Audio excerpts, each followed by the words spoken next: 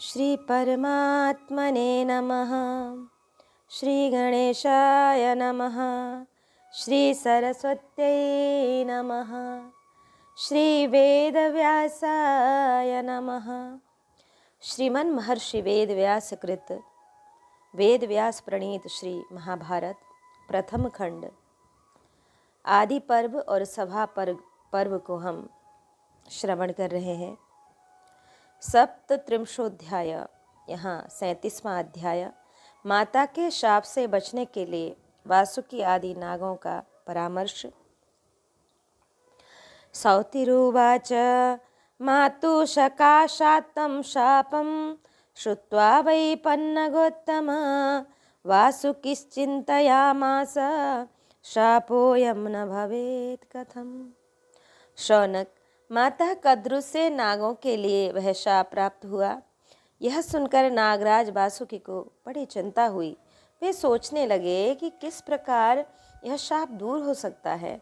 तदंतर उन्होंने ऐरावत आदि सर्वधर्मपरायण बंधुओं को साथ एवं उस शाप के विषय में विचार किया।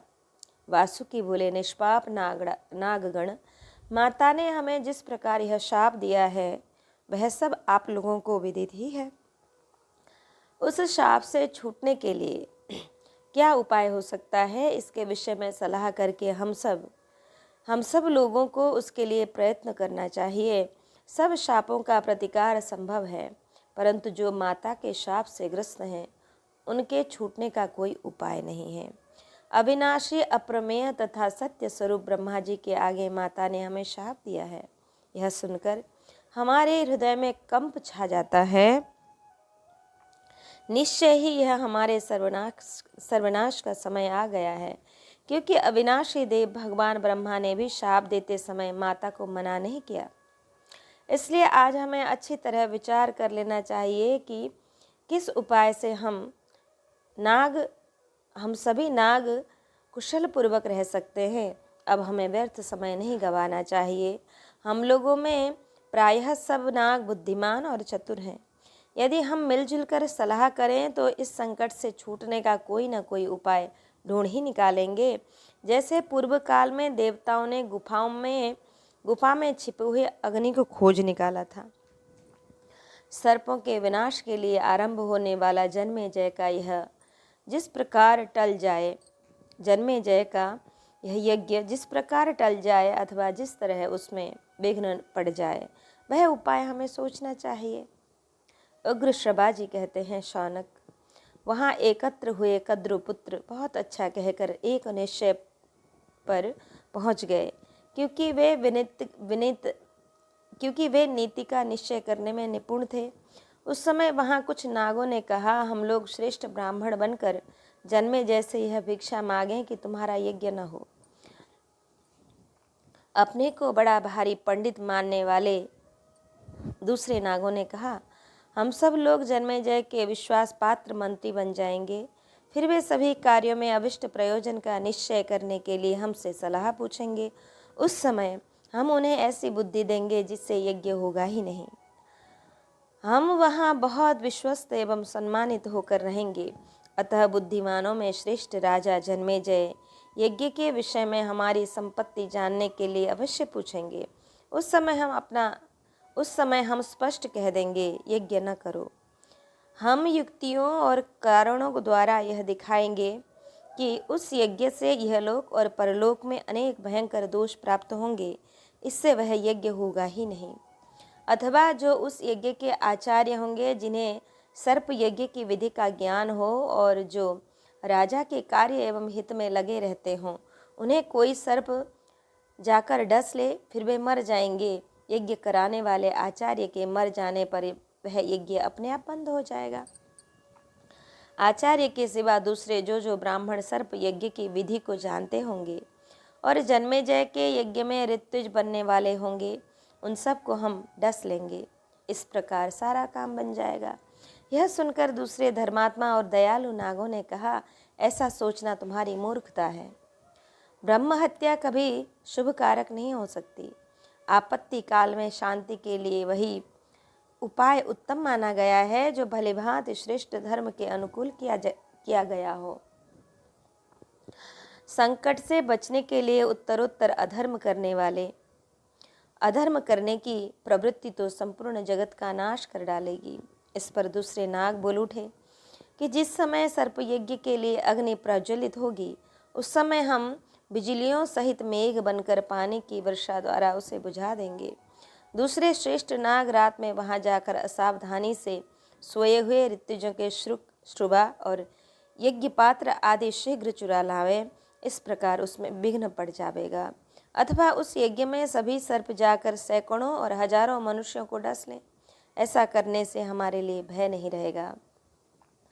अथवा सर्पगण उस यज्ञ के संस्कार युक्त भोज्य पदार्थ को अपने मल मूत्रों द्वारा, जो सब प्रकार की भोजन सामग्री का विनाश करने वाली है, दूषित कर दें। इसके बाद अन्य सर्पों ने कहा, हम उस यज्ञ में ऋत्विज हो जाएंगे और यह कहकर कि हमें मुहमागी दक्षिणा दो, यज्ञ में विघ्न कर देंगे। उस समय राजा हमारे वश में पड़कर जैसी हमारी इच्छा होगी वैसा करेंगे। फिर अन्य नाग बोले, जब राजा जन्मेजय जल क्रीड़ा करते हों, उस समय हमें वहाँ से खींचकर हम अपने घर ले आवें और बांध कर रख लें। ऐसा करने से वह यज्ञ होगा ही नहीं। इस पर अपने को पंडित मानने वाले दूसरे नाग बोल उठे, हम जन्मेजय को पकड़कर डस लेंगे। ऐसा करने से तुरंत ही सब काम बन जाएगा। उस राजा के मरने पर हमारे लिए अनर्थों की जड़ ही कट जाएगी। नेत्रों से सुनने वाले नागराज, हम सब लोगों की बुद्धि तो इसी निश्चय पर पहुंची है। अब आप जैसा ठीक समझते हो वैसा शीघ्र करें। यह कहकर वे सर्प नागराज वासुकी की ओर देखने लगे। तब वासुकी ने भी खूब सोच विचार कर उन सर्पों से कहा कि नागगण, तुम्हारी बुद्धि ने जो निश्चय किया है वह व्यवहार में लाने योग्य नहीं। इसी प्रकार मेरा विचार भी सब सर्पों को जच जाए, यह संभव नहीं है। ऐसी दशा में क्या करना चाहिए जो तुम्हारे लिए हितकर हो? मुझे तो महात्मा कश्यप जी को प्रसन्न करने में ही अपना कल्याण जान पड़ता है। भुजंगमो, अपने जाति भाइयों के और अपने हित को दृष्टि में रखकर तुम्हारे कथानुसार कोई भी कार्य करना मेरी समझ में नहीं आ रहा। मुझे वही काम करना है जिसमें तुम लोगों का वास्तविक हित हो। इसलिए मैं अधिक चिंतित हूँ, क्योंकि तुम सब में बड़ा होने के कारण गुण और दोष का सारा उत्तरदायित्व तो मुझ पर ही है। यह श्री महाभारत आदि पर्व के अंतर्गत आस्तिक पर्व में वासुकी आदि नागों की मंत्रणा नामक 37वां अध्याय यहाँ पूरा हुआ। 38वां। अब हम श्रवण करें 38वां अध्याय। वासुकी की बहन जरत्कारु का जरत्कारु मुनि के साथ विवाह करने का निश्चय। सौतिरुवाच सर्पाणां तु वचः श्रुत्वा सर्वेषामिति चेति च वासुकेश्च वचः श्रुत्वा एलापत्रो ब्रवीदिदम्। उग्र शबाजी कहते हैं, शौनक जी, समस्त सर्पों की भिन्न भिन्न राय सुनकर और अंत में वासुकी के वचनों का श्रवण कर एलापत्र नामक नाग ने इस प्रकार कहा, भाइयों, यह संभव नहीं कि यह वह यज्ञ न हो तथा पांडव वंशी राजा जन्मेजय भी, जिसमें हमें महान भय प्राप्त हुआ है, ऐसा नहीं है कि हम उसका कुछ बिगाड़ सकें। राजन, इस लोक में जो पुरुष दैव का मारा हुआ है उसे दैव की हानि ही शरण लेनी चाहिए, वहाँ दूसरा कोई आश्रय काम नहीं देता। श्रेष्ठ नागगण, हमारे ऊपर आया हुआ यह भय दैव जनित ही है, अतः हमें दैव का ही आश्रय लेना चाहिए। उत्तम सर्पगण, इस विषय में आप लोग मेरी बात सुने।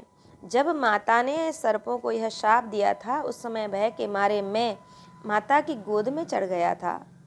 पन्नग प्रवर महातेजस्वी नागगण तभी दुख से आतुर होकर ब्रह्मा जी के समीप आए हुए देवताओं की यह वाणी मेरे कानों में पड़ी। अहो, स्त्रियां बड़ी कठोर होती हैं। देवता बोले, पितामह, देव तीखे स्वभाव वाले इस क्रूर कद्रु को छोड़कर दूसरी कौन स्त्री होगी जो प्रिय पुत्रों को पाकर उन्हें इस प्रकार शाप दे सके, और वह भी आपके सामने। पितामह, आपने भी तथास्तु कहकर कद्रु की बात का अनुमोदन ही किया है। उसे शाप देने से रोका नहीं है। इसका क्या कारण है, हम यह सब जानना चाहते हैं। तब ब्रह्मा जी ने कहा, इन दोनों भयानक रूप और प्रचंड विष वाले क्रूर सर्प बहुत हो गए हैं, जो प्रजा को कष्ट दे रहे हैं। मैंने प्रजाओं के हित की इच्छा से ही उस कद्रू को मना नहीं किया। जन्मेजय के सर्प यज्ञ में उन्हीं सर्पों का विनाश होगा जो प्रायः लोगों को डसते रहते हैं, क्षुद्र स्वभाव के हैं और पापाचारी तथा प्रचंड विष वाले हैं। किंतु जो धर्मात्मा हैं उनका शाप नहीं होगा। वह समय आने पर सर्पों का उस महान भय से जिस निमित्त से छुटकारा होगा उसे बतलाता हूँ, तुम सब लोग सुनो। यायावर कुल में जरत्कारु नाम के विख्यात एक बुद्धिमान महर्षि होंगे। वे तपस्या में तत्पर रहकर अपने मन और इंद्रियों को संयम में रखेंगे। उन्हीं के आस्तिक नाम का एक महातपस्वी पुत्र उत्पन्न होगा जो उस यज्ञ को बंद करा देगा। अतः जो सर्प धार्मिक होंगे वे उसमें जलने से बच जाएंगे। और फिर देवताओं ने पूछा कि ब्राह्मण, ये मुनि शिरोमणि महातपस्वी शक्तिशाली जरत्कारु किसके गर्भ से अपने उस महात्मा पुत्र को उत्पन्न करेंगे? सर्पराज वासुकी की बहन का नाम जरत्कारु है। उसी के गर्भ से वह पुत्र उत्पन्न होगा जो नागों को शाप से छुड़ाएगा। एलापत्र उवाच कि एलापत्र कहते हैं कि यह सुनकर देवता ब्रह्मा जी से कहने लगे, एवमस्तु, ऐसा ही हो। देवताओं से ये सब बातें बताकर ब्रह्मा जी ब्रह्मलोक चले गए। अतः नागराज वासुके, मैं तो ऐसा समझता हूँ कि आप नागों का भय दूर करने के लिए कन्या की भिक्षा मांगने वाले, उत्तम व्रत का पालन करने वाले महर्षि जरत्कारु को अपनी जरत्कारु नाम वाली यह बहन भी भिक्षा रूप में अर्पित कर दें। उस शाप से छुटाने का यही एक उपाय मैंने सुना है। इस प्रकार श्री महाभारत आदि पर्व के अंतर्गत आस्तिक पर्व में एलापत्र वाक्य संबंधी 38वां अध्याय यहाँ पूर्ण हुआ। अब हम श्रवण करें 39वां अध्याय। 39 ब्रह्मा जी की आज्ञा से वासुकी का जरत्कारु मुनि के साथ अपनी बहन को ब्याहने के लिए प्रयत्नशील होना। सौतिरुवाच एलापत्रवचः श्रुत्वा तेनागाद्विजसत्तमः सर्वे प्रविष्ट मनसः साधु साध्वित्यवथा ब्रुवन्। उग्र श्रवाजी कहते हैं, द्विजश्रेष्ठ, एलापत्र की बात सुनकर नागों का चित्त प्रसन्न हो गया। वे सब के सब एक साथ बोल उठे, ठीक है, ठीक है। वासुकी को भी इस बात से बड़ी प्रसन्नता हुई। वे उसी दिन से अपनी बहन जरत्कारु का बड़े चाव से पालन पोषण करने लगे। तदंतर थोड़ा ही समय व्यतीत होने पर संपूर्ण देवताओं तथा असुरों ने समुद्र का मंथन किया। उसमें बलवानों में श्रेष्ठ वासुकी नाग मंद्राचल रूप मथानी में लपेटने के लिए रस्सी बने हुए थे। समुद्र मंथन का कार्य पूरा करके देवता वासुकी नाग के साथ पितामह ब्रह्मा जी के पास गए और उनसे बोले कि भगवान, ये वासुकी माता के शाप से भयभीत हो बहुत संतप्त होते रहते हैं। देव, अपने भाई बंधुओं का हित चाहने वाले इन नागराज के हृदय में माता का शाप कांटा बनकर चुभा हुआ है और कसक पैदा करता है। आप इनके उस कांटे को निकाल दीजिए। देवेश्वर, नागराज वासुकी हमारे हितैषी हैं और हम सब लोगों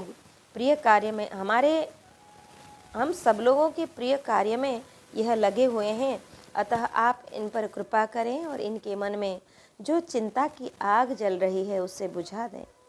तब ब्रह्मा जी ने कहा, देवताओं,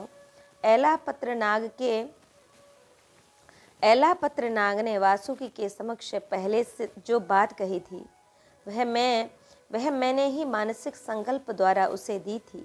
मेरी ही प्रेरणा से एलापत्र ने वे बातें वासुकी आदि नागों के सन्मुख कही थी। ये नागराज समय आने पर स्वयं तदनुसार ही कार्य करेंगे। जन्मेजय के यज्ञ में पापी सर्प ही नष्ट होंगे, किंतु जो धर्मात्मा हैं वे नहीं। अब जरत्कारु ब्राह्मण उत्पन्न होकर उग्र तपस्या में लगे हैं। अवसर देखकर ये वासुकी अपनी बहन जरत्कारु को उन महर्षि की सेवा में समर्पित कर दें। उग्र श्रवाजी कहते हैं कि ब्रह्मा जी कहते हैं, देवताओं, एलापत्र नाग ने जो बात कही है वही सर्पों के लिए हितकर है, वही बात होने वाली है, उससे विपरीत कुछ भी नहीं हो सकता। उग्र श्रवाजी कहते हैं, ब्रह्मा जी की बात सुनकर शाप से मोहित हुए नागराज वासुकी ने सब सर्पों को यह संदेश दिया कि मुझे अपनी बहन का विवाह जरत्कारु मुनि के साथ करना है। फिर उन्होंने जरत्कारु मुनि की खोज के लिए नित्य आज्ञा में रहने वाले बहुत से सर्पों को नियुक्त कर दिया और यह कहा, सामर्थ्यशाली जरत्कारु मुनि जब पत्नी का वर्ण करना चाहें उस समय शीघ्र आकर यह सब बात मुझे सूचित करनी चाहिए, उसी से हम लोगों का कल्याण होगा। इस प्रकार महाभारत आदि पर्व के अंतर्गत आस्तिक पर्व में जरत्कारु मुनि का अन्वेषण विषयक 39वां अध्याय यहाँ पूरा हुआ। अब हम 40वां अध्याय श्रवण करेंगे। जरत्कारु की तपस्या, राजा परीक्षित का उपाख्यान तथा राजा द्वारा मुनि के कंधे पर मृतक सांप रखने के कारण दुखी हुए कृष का श्रृंगी को उत्तेजित होना।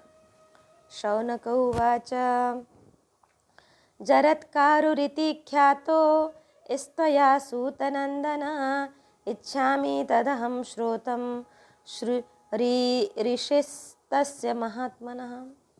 सूतनंदन, आपने जिन जरत्कारु ऋषि का नाम लिया है उन महात्मा मुनि के संबंध में मैं यह सुनना चाहता हूँ कि पृथ्वी पर उनका जरत्कारु नाम क्यों प्रसिद्ध हुआ। जरत्कारु शब्द की व्युत्पत्ति क्या है, यह आप ठीक ठीक बताने की कृपा करें। सौतिरुवाच, उग्र श्रवाजी कहते हैं, शौनक जी, जरा कहते हैं क्षय को औरकारु शब्द दारुण का वाचक है। पहले उनका शरीर कारु अर्थात खूब हट्टा कट्टा था। उसे परम बुद्धिमान महर्षि ने धीरे धीरे तीव्र तपस्या द्वारा क्षीण बना दिया। ब्राह्मण इसलिए उनका नाम जरत्कारु पड़ा। वासुकी की बहन के भी जरत्कारु नाम पड़ने का यही कारण था। उग्र श्रवाजी के ऐसा कहने पर धर्मात्मा शौनक उस समय खिलखिलाकर हंस पड़े और फिर उग्र श्रवाजी को संबोधित करके बोले, तुम्हारी बात उचित है। शौनक जी बोले, सूतपुत्र, आपने पहले जो जरत्कारु नाम की व्युत्पत्ति बताई है वह सब मैंने सुन ली। अब मैं यह जानना चाहता हूँ कि आस्तिक मुनि का जन्म किस प्रकार हुआ। शौनक जी यह वचन सुनकर उग्र श्रवाजी से पुराण शास्त्र के अनुसार आस्तिक के जन्म का वृत्तांत बताया। उग्र श्रवाजी बोले, नागराज वासुकी ने एकाग्र चित्त हो खूब सोच समझकर सब सर्पों को यह संदेश दे दिया, मुझे अपनी बहन का विवाह जरत्कारु मुनि के साथ करना है। तदंतर दीर्घ काल बीत जाने पर कठोर व्रत का पालन करने वाले परम बुद्धिमान जरत्कारु केवल तप में ही लगे रहे। उन्होंने स्त्री संग्रह की इच्छा नहीं की और वे ऊर्ध्वरेता ब्रह्मचारी थे, तपस्या में संलग्न रहते थे, नित्य नियम पूर्वक वेदों का स्वाध्याय करते थे। उन्हें कहीं से कोई भी भय नहीं था। वे मन और इंद्रियों को सदा काबू में रखते थे। महात्मा जरत्कारु सारी पृथ्वी पर घूम आए, किंतु उन्होंने मन से कभी स्त्री की अभिलाषा की नहीं। ब्राह्मण तदंतर किसी दूसरे समय में इसी पृथ्वी पर कौरव वंशी राजा परीक्षित राज्य करने लगे। युद्ध में समस्त धनुर्धारियों में श्रेष्ठ उनके पितामह महाबाहु पांडु जिस प्रकार पूर्व काल में शिकार खेलने के शौकीन हुए थे, उसी प्रकार राजा परीक्षित भी थे।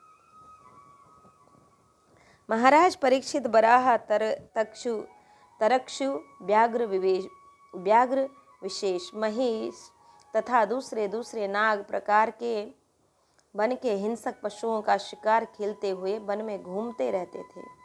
एक दिन उन्होंने गहन वन में धनुष लेकर झुकी हुई गांठ वाले बाण से एक हिंसक पशु को बींध डाला और भागने पर बहुत दूर तक उनका पीछा किया।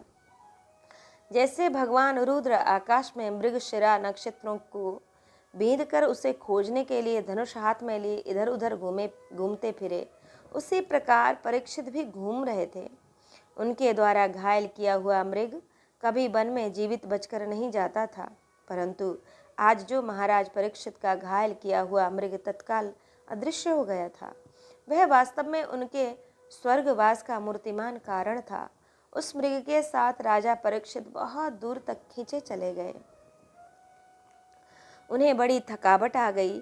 वे प्यास से व्याकुल हो उठे और उसी दशा में वन में शमीक मुनि के पास आए। वे मुनि गौओं के रहने के स्थान में आसन पर बैठे थे और गौओं का दूध पीते समय बछड़ों के मुख से जो बहुत सा फेन निकलता था, उसी को खा पीकर तपस्या करते थे। राजा परीक्षित ने कठोर व्रत का पालन करने वाले उन महर्षि के पास बड़े वेग से आकर पूछते समय वे भूख और थकावट से बहुत आतुर हो रहे थे और धनुष को उन्होंने ऊपर उठा रखा था। वे बोले, ब्राह्मण, मैं अभिमन्यु का पुत्र राजा परीक्षित हूँ। मेरे बाणों से विद्ध होकर एक मृग कहीं भाग निकला है, क्या आपने उसे देखा है? मुनि मौन व्रत का पालन कर रहे थे, अतः उन्होंने राजा को कुछ भी उत्तर न दिया। तब राजा ने कुपित हो धनुष की नोक से एक मरे हुए सांप को उठाकर उनके कंधे पर रख दिया, तो भी मुनि ने उनकी अपेक्षा कर दी। उन्होंने राजा से भला या बुरा कुछ भी नहीं कहा। उन्हें इस अवस्था में देख राजा परीक्षित ने क्रोध त्याग दिया और मन ही मन व्यथित हो पश्चाताप करते हुए वे अपनी राजधानी को चले गए। वे महर्षि ज्यों के त्यों बैठे रहे। राजाओं में श्रेष्ठ भूपाल परीक्षित अपने धर्म के पालने में तत्पर रहते थे, अतः उस समय उनके द्वारा तिरस्कृत होने पर भी क्षमाशील महामुनि ने उन्हें अपमानित नहीं किया। भरतवंश शिरोमणि नृपश्रेष्ठ परीक्षित उन धर्मपरायण मुनि को यथार्थ रूप में नहीं जानते थे, इसलिए उन्होंने महर्षि का अपमान किया। मुनि के श्रृंगी नामक एक पुत्र था, जिसकी अभी तरुणावस्था थी। वह महान तपस्वी, दुस्सह तेज से संपन्न और महान व्रतधारी था। उसमें क्रोध की मात्रा बहुत अधिक थी, अतः उसे प्रसन्न करना अत्यंत कठिन था। वह समय समय पर मन और इंद्रियों को संयम में रखकर संपूर्ण प्राणियों के हित में तत्पर रहने वाले उत्तम आसन पर विराजमान आचार्य देव की सेवा में उपस्थित हुआ करता था। श्रृंगी उस दिन आचार्य की आज्ञा लेकर घर को लौट रहा था। रास्ते में उसका मित्र ऋषि कुमार कृष, जो धर्म के लिए कष्ट उठाने के कारण सदा ही कृष दुर्बल रहा करता था, खेलता मिला। उसने हंसते हंसते श्रृंगी ऋषि को उसके पिता के संबंध में ऐसी बात बताई, जिसे सुनते ही वह रोष में भर गया। द्विजश्रेष्ठ मुनि कुमार श्रृंगी क्रोध के आवेश में आने पर अत्यंत तीक्ष्ण, कठोर एवं विष के समान विनाशकारी हो जाता था। कृष्ण ने कहा, श्रृंगिन, तुम बड़े तपस्वी और तेजस्वी बनते हो, किंतु तुम्हारे पिता अपने कंधे पर मुर्दा सर्प ढो रहे हैं। अब कभी अपनी तपस्या पर गर्व न करना। हम जैसे सिद्ध ब्रह्मवेत्ता तथा तपस्वी कृषि पुत्र जब कभी बातें करते हो, उस समय तुम वहाँ कुछ बोलते नहीं हो। कहाँ है तुम्हारा पौरुष का अभिमान? कहाँ गई तुम्हारी वे दर्प भरी बातें, जब तुम अपने पिता को मुर्दा ढोते चुपचाप देख रहे हो? मुनिजन शिरोमणि, तुम्हारे पिता के द्वारा कोई अनुचित कर्म नहीं बना था, इसलिए जैसे मेरे ही पिता का अपमान हुआ हो, उस प्रकार तुम्हारे पिता के तिरस्कार से मैं तो अत्यंत दुखी हो रहा हूँ। यह 40वां अध्याय यहाँ पूर्ण हुआ। अब 41वां अध्याय 41. श्रृंगी ऋषि का राजा परीक्षित को शाप देना और शमीक का अपने पुत्र को शांत करते हुए शाप को अनुचित बताना। उग्र श्रभाजी कहते हैं, एवं मुक्त स तेजस्वी श्रृंगी कोपसमन्वितः मृतधारं गुरुं श्रुत्वा पर्यतप्यत मन्युनः। शौनक जी, कृष के ऐसा कहने पर तेजस्वी श्रृंगी ऋषि को बड़ा क्रोध हुआ। अपने पिता के कंधे पर मृतक सर्प रखे जाने की बात सुनकर वह रोष और शोक से संतप्त हो उठा। उसने कृष की ओर देखकर मधुर वाणी में पूछा कि भैया बताओ तो, आज मेरे पिता अपने कंधे पर मृतक कैसे धारण कर रहे हैं? कृष्ण ने कहा, तात, आज राजा परीक्षित अपने शिकार के पीछे दौड़ते हुए आए थे। उन्होंने तुम्हारे पिता के कंधे पर मृतक सांप रख दिया। श्रृंगी बोला, कृष्ण ठीक ठीक बताओ, मेरे पिता ने उस दुरात्मा राजा का क्या अपराध किया था? फिर मेरी तपस्या का बल देखना। कृष्ण ने कहा, अभिमन्यु पुत्र राजा परीक्षित अकेले शिकार खेलने आए थे। उन्होंने एक शीघ्रगामी हिंसक मृग पशु को बाण से बींध डाला, किंतु उस विशाल वन में विचरते हुए राजा को वह मृग कहीं दिखाई न दिया। फिर उन्होंने तुम्हारे मौनी पिता को देखकर उनके विषय में पूछा कि राजा भूख प्यास और थकावट से व्याकुल थे। इधर तुम्हारे पिता काठ की भांति अविचल भाव से बैठे थे। राजा ने बार बार तुम्हारे पिता से उस भागे हुए मृग के विषय में प्रश्न किया था, परंतु मौन व्रतावलंबी होने के कारण उन्होंने कुछ उत्तर ही न दिया। तब राजा ने धनुष की नोक से एक मरा हुआ सांप उठाकर उनके कंधे पर डाल दिया। श्रृंगिन, संयम पूर्वक व्रत का पालन करने वाले तुम्हारे पिता अभी उसी अवस्था में बैठे हैं और वे राजा परीक्षित अपनी राजधानी हस्तिनापुर को चले गए। उग्र श्रभाजी कहते हैं, शौनक जी, इस प्रकार अपने पिता के कंधे पर मृतक सर्प के रखे जाने का समाचार सुनकर ऋषि कुमार श्रृंगी क्रोध से जल उठा। कोप से उसकी आंखें लाल हो गईं। वह तेजस्वी बालक रोष के आवेश में आकर प्रचंड क्रोध के वेग से युक्त हो गया। उसने जल से आचमन करके हाथ में जल लेकर उस समय राजा परीक्षित को इस प्रकार शाप दिया। श्रृंग्युवाच, योऽसो वृद्धस्य तातस्य तथा कृच्छ्रगतस्यः स्कन्धे मृतं समाश्राच्छित पन्नगम राजकिल्बिषिः। कि जिस परमात्मा नरेश ने वैसे धर्म संकट में पड़े हुए मेरे बूढ़े पिता के कंधे पर मरा सांप रख दिया है, ब्राह्मणों का अपमान करने वाले उस गुरुकुल कलंक पापी परीक्षित को आज से 7 रात के बाद प्रचंड तेजस्वी पन्नगोत्तम तक्षक नाग नामक विषैला नाग अत्यंत कोप में भरकर मेरे वाक्य बल से प्रेरित हो यमलोक को पहुंचा देगा। उग्र श्रभाजी कहते हैं, इस प्रकार अत्यंत क्रोध पूर्वक शाप देकर श्रृंगी अपने पिता के पास आया, जो उस कोष्ठ में कंधे पर मृतक सर्प धारण किए बैठे थे। कंधे पर रखे हुए मुर्दे सांप से संयुक्त पिता को देखकर श्रृंगी पुनः क्रोध से व्याकुल हो उठा। वह दुख से आंसू बहाने लगा। उसने पिता से कहा, तात, उस दुरात्मा राजा परीक्षित के द्वारा आपके इस अपमान की बात सुनकर मैंने उसे क्रोधपूर्वक जैसा शाप दिया है, वह गुरुकुल धाम वह कुरुकुला धाम कुरुकुल का अधम कि कुरुकुला धाम वैसे ही भयंकर शाप के योग्य है। आज के 7वें दिन नागराज तक्षक उस पापी को अत्यंत भयंकर यमलोक में पहुंचा देगा।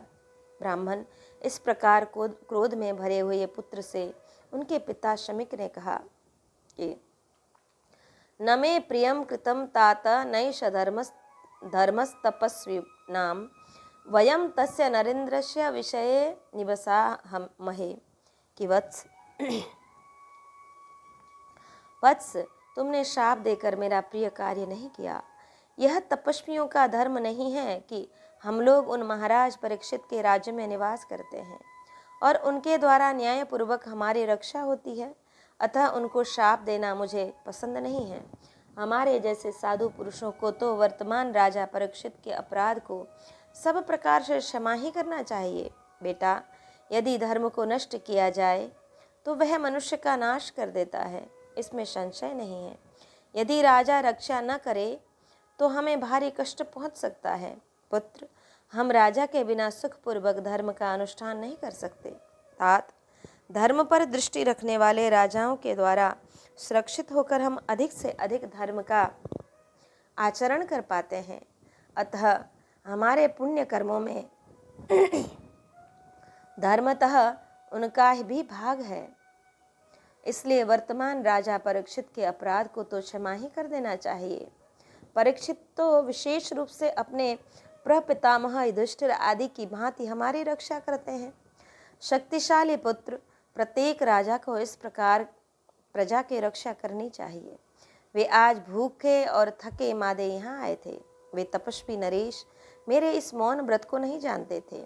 मैं समझाता हूँ, इसलिए उन्होंने मेरे साथ ऐसा बर्ताव कर दिया।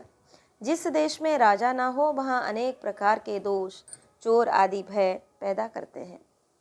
धर्म की मर्यादा त्याग कर उच्छृंखल बने हुए लोगों को राजा अपने दंड के द्वारा शिक्षा देता है। दंड से भय होता है, फिर भय से तत्काल शांति स्थापित होती है।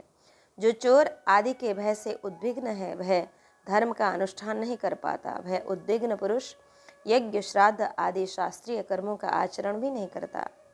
राजा से धर्म की स्थापना होती है और धर्म से स्वर्गलोक की प्रतिष्ठा प्राप्ति होती है। राजा से संपूर्ण यज्ञ कर्म प्रतिष्ठित होते हैं और यज्ञ से देवताओं की प्रतिष्ठा होती है। देवता के प्रसन्न होने से वर्षा होती है और वर्षा से अन्न पैदा होता है और अन्न से निरंतर मनुष्य का हित का पोषण करते हुए राजा पालन करने वाला, मनुष्य के लिए विधाता धारण पोषण करने वाला होता है। राजा 10 सूत्रियों के समान है, ऐसा मुनिजनों ने कहा है। वे तपस्वी राजा यहाँ भूखे प्यासे थके मादे आए थे। उन्हें मेरे इस मौन व्रत का पता ही न था, इसलिए मेरे ना बोलने से रुष्ट होकर उन्होंने ऐसा किया है। तुमने मूर्खतावश बिना विचारे क्यों यह दुष्कर्म कर डाला। बेटा, राजा हम लोगों से श्राप पाने योग्य नहीं है। इस प्रकार महाभारत आदि पर्व के अंतर्गत आस्तिक पर्व में परीक्षित शाप विषयक 41वां अध्याय यहाँ पूरा हुआ। अब 24वां अध्याय 42वां अध्याय हम श्रवण करेंगे। शमीक का अपने पुत्र को समझाना और गौर मुख को राजा परीक्षित के पास भेजना, राजा द्वारा आत्मरक्षा की व्यवस्था तथा तक्षक नाग और कश्यप की बातचीत। श्रृंग्युवाच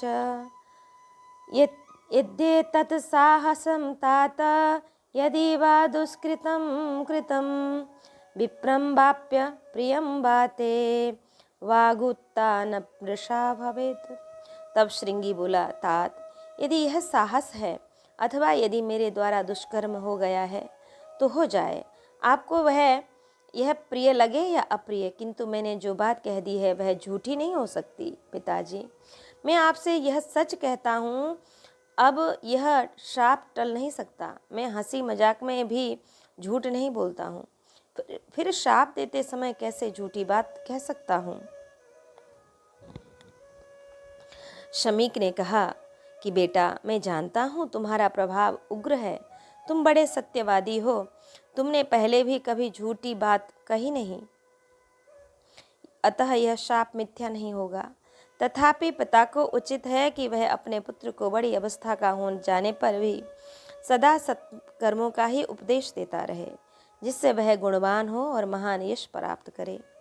फिर तुम्हें उपदेश देने की तो बात ही क्या है, तुम तो अभी बालक ही हो। तुमने सदा तपस्या के द्वारा अपने को दिव्य शक्ति से संपन्न किया है। जो योग जनित ऐश्वर्य से संपन्न है, ऐसे प्रभावशाली तेजस्वी पुरुषों का भी क्रोध अधिक बढ़ जाता है। फिर तुम जैसे बालकों को क्रोध हो, इसमें कहना ही क्या है। किंतु यह क्रोध धर्म का नाशक होता है। इसलिए धर्मात्माओं में श्रेष्ठ पुत्र, तुम्हारे बचपन और दुस्साहसपूर्ण कार्य को देखकर मैं तुम्हें कुछ काल तक उपदेश देने की आवश्यकता समझता हूँ। तुम मन और इंद्रियों के निग्रह में तत्पर होकर जंगली कंदमूल फल का आहार करते हुए इस क्रोध को मिटाकर उत्तम आचरण करो। ऐसा करने से तुम्हारे धर्म की हानि नहीं होगी। क्रोध प्रयत्नशील साधकों के अत्यंत दुख से उपार्जित धर्म का नाश कर देता है। फिर धर्महीन मनुष्यों को अभिष्ट गति नहीं मिलती है।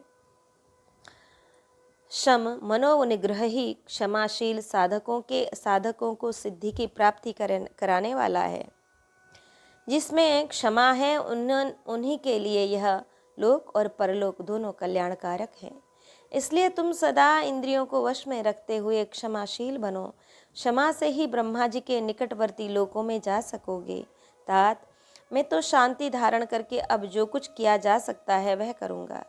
राजा के पास यह संदेश भेज दूंगा कि राजन, तुम्हारे द्वारा मुझे जो तिरस्कार प्राप्त हुआ है, उसे देखकर अमर्ष में भरे हुए मेरे अल्प बुद्धि एवं मूढ़ पुत्र ने तुम्हें शाप दे दिया। उग्र शबाजी कहते हैं कि उत्तम व्रत का पालन करने वाले दयालु एवं महातपस्वी शमीक मुनि ने अपने गौरमुख नाम वाले एकाग्र चित्त एवं शीलवान शिष्य को इस प्रकार आदेश दे कुशल प्रश्न, कार्य एवं वृत्तांत का संदेश देकर राजा परीक्षित के पास भेजा। गौरमुख वहां से शीघ्र कुरुकुल की वृद्धि करने वाले महाराज परीक्षित के पास चला गया। राजधानी में पहुंचने पर द्वारपाल ने पहले महाराज को उसके आने की सूचना दी और उनकी आज्ञा मिलने पर गौरमुख ने राजभवन में प्रवेश किया। महाराज परीक्षित ने उस समय गौरमुख ब्राह्मण का बड़ा सत्कार किया। जब उसने विश्राम कर लिया, तब शमीक के कहे हुए घोर वचन को मंत्रियों के समीप राजा के सामने पूर्ण रूप से कह सुनाया। गौरमुख बोला कि महाराज, आपके राज्य में शमीक नाम वाले एक परम धर्मात्मा महर्षि रहते हैं। वे जितेंद्रिय मन को वश में रखने वाले और महान तपस्वी हैं, नरव्याघ्र। आपने मौन व्रत धारण करने वाले उन महात्मा के कंधे पर धनुष की नोक से उठाकर एक मरा हुआ सांप रख दिया था। महर्षि ने तो उसके लिए आपको क्षमा कर दिया था, किंतु उनके पुत्र को यह सहन नहीं हुआ। राजेंद्र, उस ऋषि कुमार ने आज अपने पिता के अनजाने में ही आपके लिए यह शाप दिया है कि आज से 7 रात के बाद ही तक्षक नाग आपकी मृत्यु का कारण हो जाएगा। इस दशा में आप अपनी रक्षा की व्यवस्था करें, यह मुनि ने बार बार कहा है।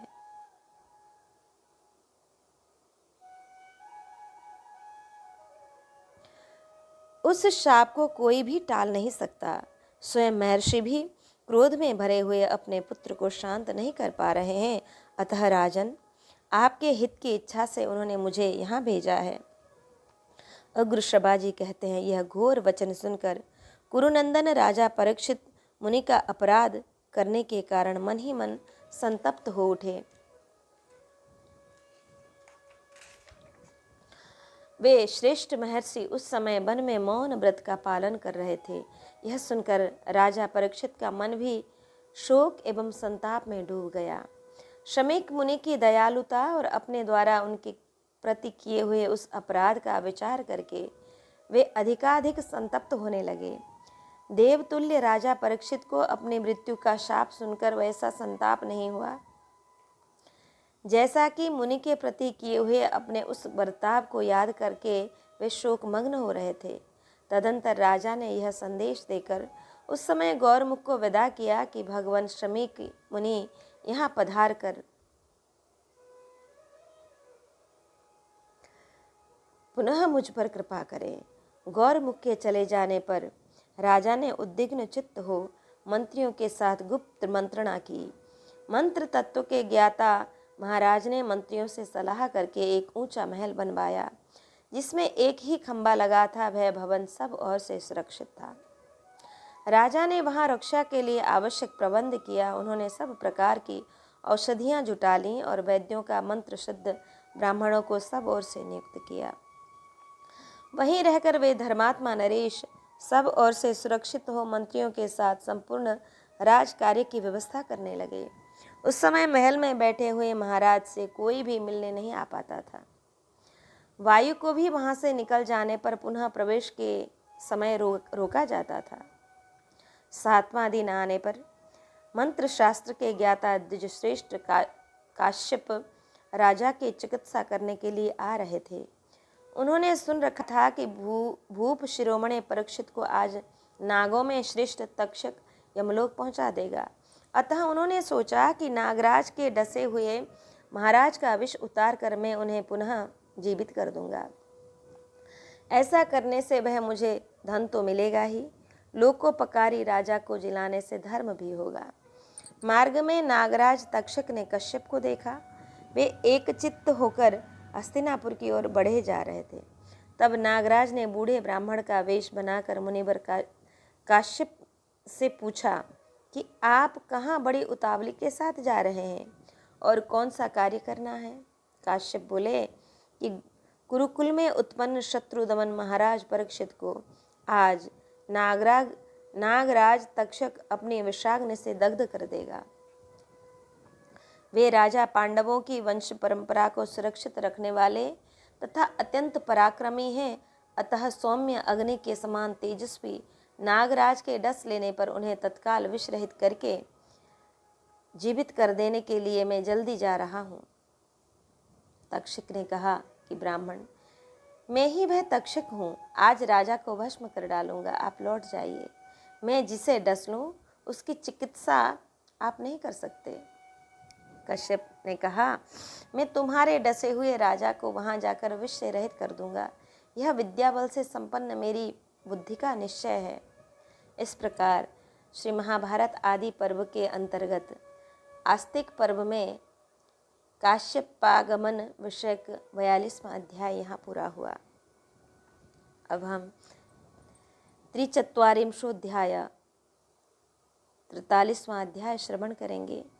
तक्षक का धन देकर काश्यप को लौटा देना और छल से राजा परीक्षित के समीप पहुंचकर उसे डसना। तक्षक बोला, काश्यप, यदि इस जगत में मेरे डसे हुए रोगी की कुछ भी चिकित्सा करने में तुम समर्थ हो तो मेरे डसे हुए इस वृक्ष को जीवित कर दो। द्विजश्रेष्ठ, तुम्हारे पास जो उत्तम मंत्र का बल है उसे दिखाओ और यत्न करो।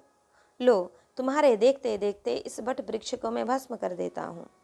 काश्यप ने कहा, नागराज, यदि तुम्हें इतना अभिमान है तो इस वृक्ष को डसो। भुजंगम, तुम्हारे डसे हुए इस वृक्ष को मैं अभी जीवित कर दूंगा। अग्रशबा जी कहते हैं, महात्मा, काश्यप के ऐसा कहने पर सर्पों में श्रेष्ठ नागराज तक्षक ने निकट जाकर बरगद वृक्ष को डस डाला। उस महाकाय विषधर सर्प के डसते ही उसके विष से व्याप्त हो वह वृक्ष सब ओर से जल उठा। इस प्रकार उस वृक्ष को जलाकर नागराज पुनः काश्यप से बोला, द्विजश्रेष्ठ, अब तुम यत्न करो और इस वृक्ष को जला दो।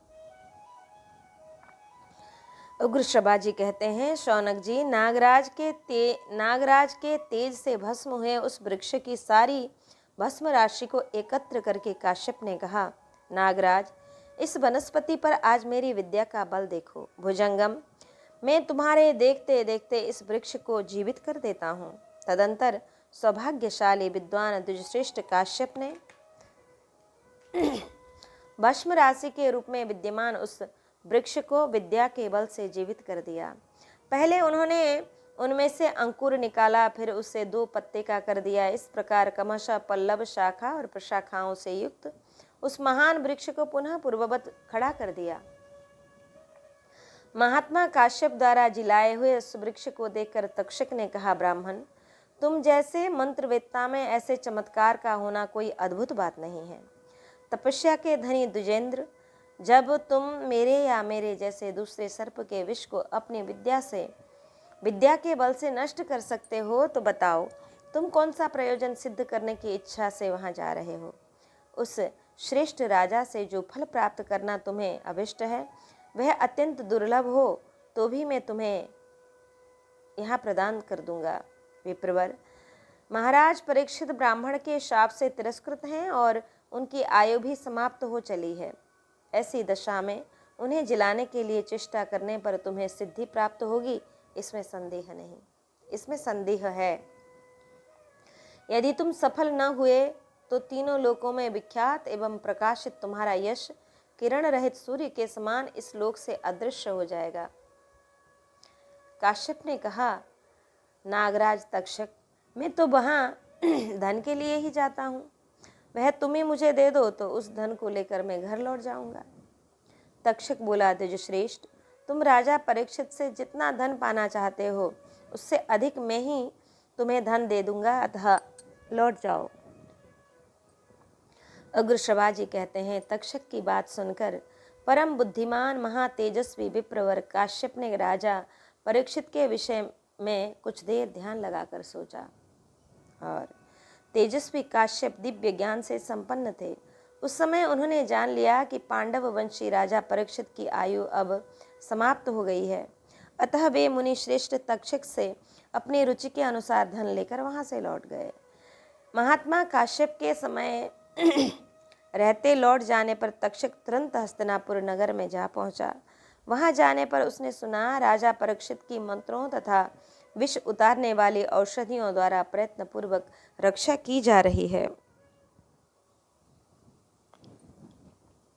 अग्रश्रवाजी कहते हैं कि शौनक जी, तब तक्षक ने विचार किया कि मुझे माया का आश्रय लेकर राजा को ठग लेना चाहिए, किंतु इसके लिए क्या उपाय हो। तदंतर तक्षक नाग के फल, दर्भकुशा, जो और जल लेकर कुछ नागों को तपस्वी रूप में राजा के पास जाने की आज्ञा दी। तक्षक ने कहा, तुम लोग कार्य की सफलता के लिए राजा के पास जाओ, किंतु तनिक भी व्यग्र न होना। तुम्हारे जाने का उद्देश्य है राजा को फल फूल और जल भेंट करना। अग्रश्रवाजी कहते हैं, तक्षक के आदेश देने पर उन नागों ने वैसा ही किया। वे राजा के पास कुछ जल और फल लेकर गए। परम पराक्रमी महाराजा परीक्षित ने उनकी दी हुई वे सब वस्तुएं ग्रहण कर लीं। तदंतर उन्हें पारितोषिक देने आदि का कार्य करके अब आप लोग जाएं। तपस्वियों के वेश में छिपे हुए उन नागों के चले जाने पर राजा ने अपने मंत्रियों को और सुहृदों से कहा, ये सब तपस्वियों द्वारा लाए हुए बड़े स्वादिष्ट फल हैं, इन्हें मेरे साथ आप लोग भी खाएं। ऐसा कहकर मंत्रियों सहित राजा ने उन फलों को लेने की इच्छा की। विधाता के विधान एवं महर्षि के वचन से प्रेरित होकर राजा ने वही फल खाया जिस पर तक्षक नाग बैठा था। शौनक जी, खाते समय राजा के हाथ में जो फल था उससे एक छोटा सा कीट प्रकट हुआ। देखने में वह अत्यंत लघु था। उसकी आंखें काली और शरीर का रंग तांबे के समान था। नृपश्रेष्ठ, परीक्षित ने उस कीड़े को हाथ में लेकर मंत्रियों से इस प्रकार कहा, अब सूर्य देव अस्तांचल को जा रहे हैं, इसलिए इस समय मुझे सर्प के विष से कोई भय नहीं है। वे मुनि सत्यवादी हों, इसके लिए यह कीट ही तक्षक नाम धारण करके मुझे डस ले। ऐसा करने से मेरे दोष का परिहार हो जाएगा। काल से प्रेरित होकर मंत्रियों ने भी उनकी हाँ में हाँ मिला दी। मंत्रियों से पूर्वोक्त बात कहकर राजाधिराज परीक्षित उस लघु कीट को कंधे पर रखकर जोर जोर से हंसने लगे। वे तत्काल ही मरने वाले थे, अतः उनकी बुद्धि मारी गई थी। राजा अभी हंस ही रहे थे कि उन्हें जो निवेदित किया गया था उस फल से निकलकर तक्षक नाग ने अपने शरीर से उनको जकड़ लिया। इस प्रकार वेग पूर्वक उनके शरीर में लिपटकर नागराज तक्षक ने बड़े जोर से गर्जना की और भूपाल परीक्षित को डस लिया। इस प्रकार महाभारत आदि पर्व के अंतर्गत आस्तिक पर्व में तक्षक दंशन विनायक 43वां अध्याय यहाँ पूरा हुआ। अब हम चतुश्चत्वारिंशोऽध्याय 44वां अध्याय श्रवण करेंगे। इसमें जन्मेजय का राज्याभिषेक और विवाह। सौतिरुवाच ते तथा मंत्रिणो दृष्ट्वा भोगेन परिवेष्टितं विषण्णा वदना सर्वे रुरुदुर्भृशदुःखितः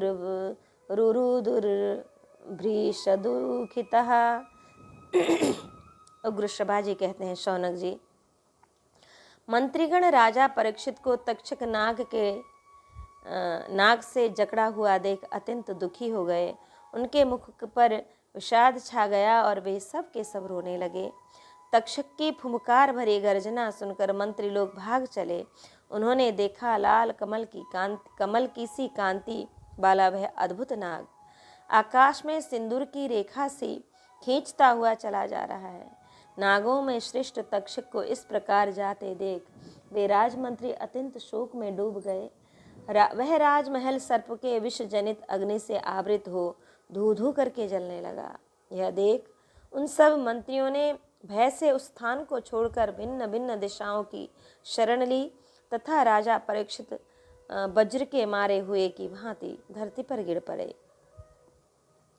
तक्षक की विषाग्नि द्वारा राजा परीक्षित के दग्ध हो जाने पर उनकी समस्त पारलौकिक क्रियाएं करके पवित्र ब्राह्मण राजपुरोहित उन महाराज के मंत्री तथा समस्त पुरवासी मिलकर उन्हीं के पुत्र को, जिसकी अवस्था अभी बहुत छोटी थी, राजा बना दिया।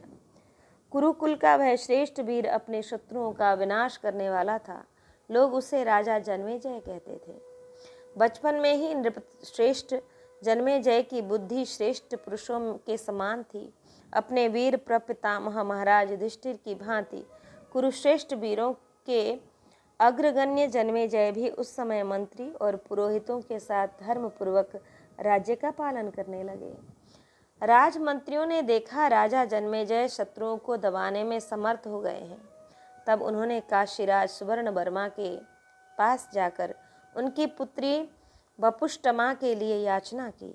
काशीराज ने धर्म की दृष्टि से भलीभांति जांच पड़ताल करके अपनी कन्या वपुष्टमा का विवाह गुरुकुल के श्रेष्ठ वीर जन्मेजय के साथ कर दिया। जन्मेजय ने भी वपुष्टमा को पाकर बड़ी प्रसन्नता का अनुभव किया और दूसरी स्त्रियों की ओर कभी अपने मन को नहीं जाने दिया।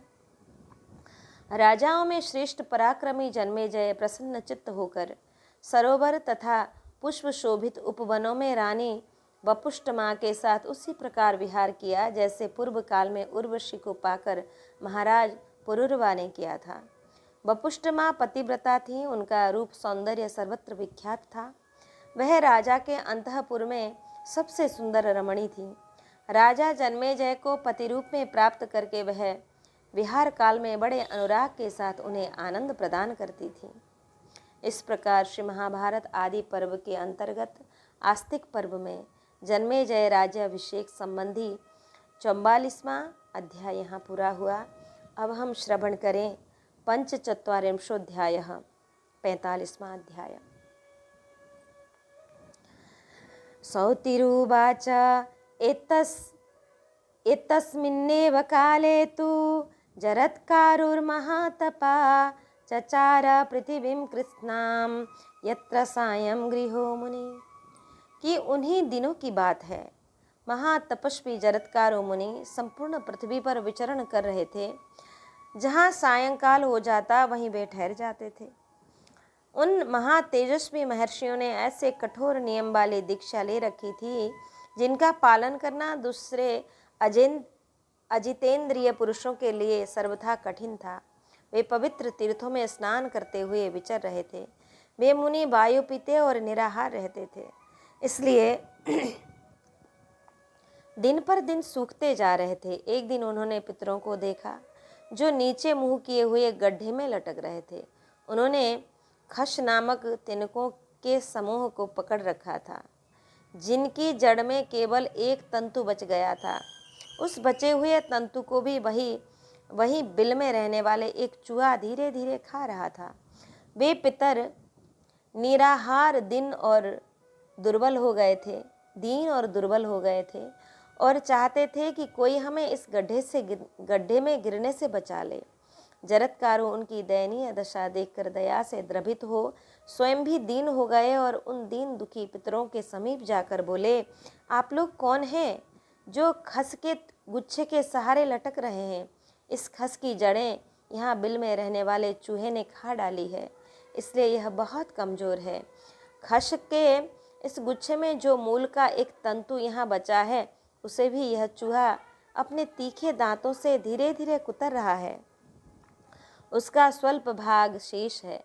अब भी बात की बात में कट जाएगा, फिर तो आप लोग नीचे मुंह किए निश्चय ही इस गड्ढे में गिर जाएंगे। आपको इस प्रकार नीचे मुंह किए लटकते देख मेरे मन में बड़ा दुख हो रहा है। आप लोग बड़ी कठिन विपत्ति में पड़े हैं। मैं आप लोगों का कौन प्रिय कार्य करूं?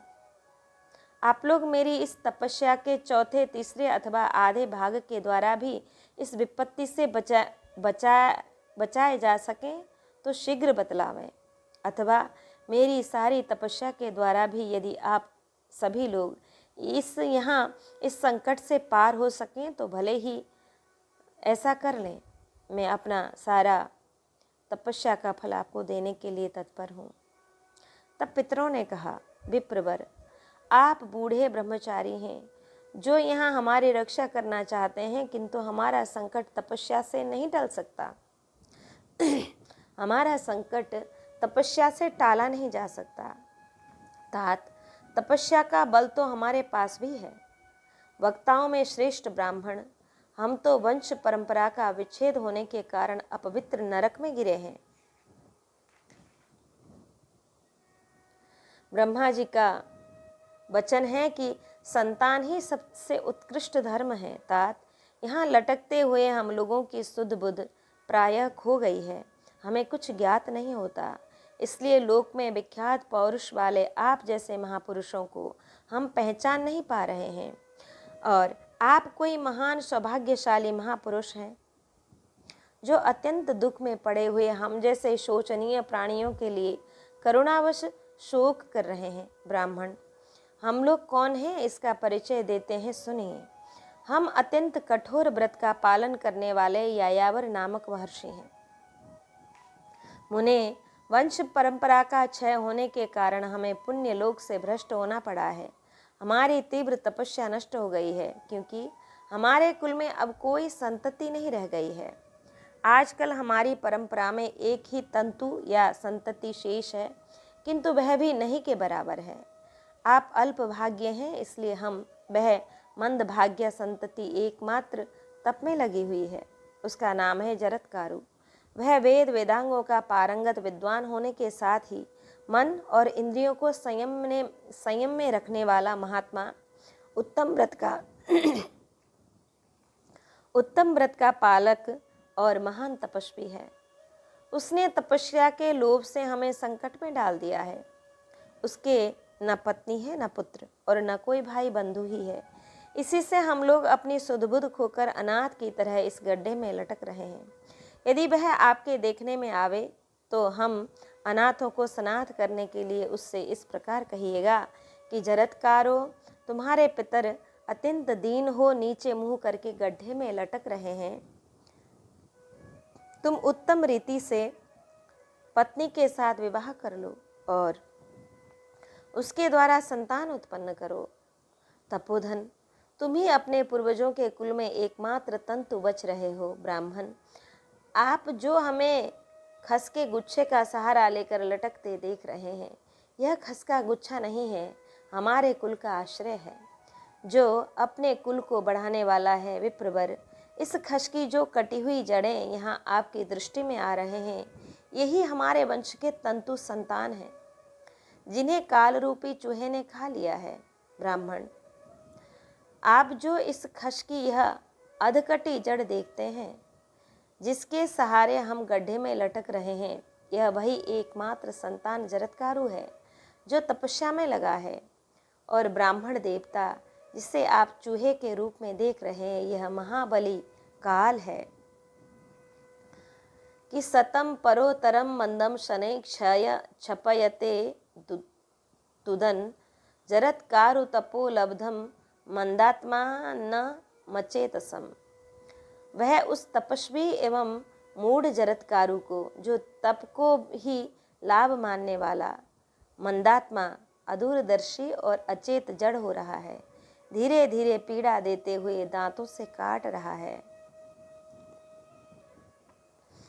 साधु शिरोमणे, उस जरत्कारु की तपस्या हमें इस संकट से नहीं उबार सकेगी।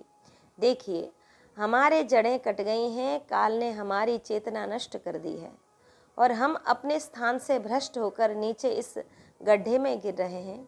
जैसे पापियों की दुर्गति होती है, वैसे ही हमारी होती है। हम समस्त बंधु बांधवों के साथ जब इस गड्ढे में गिर जाएंगे, तब वह जरत्कारु भी काल का ग्रास बनकर अवश्य ही इसी नरक में आएगा, इसी नरक में गिरेगा।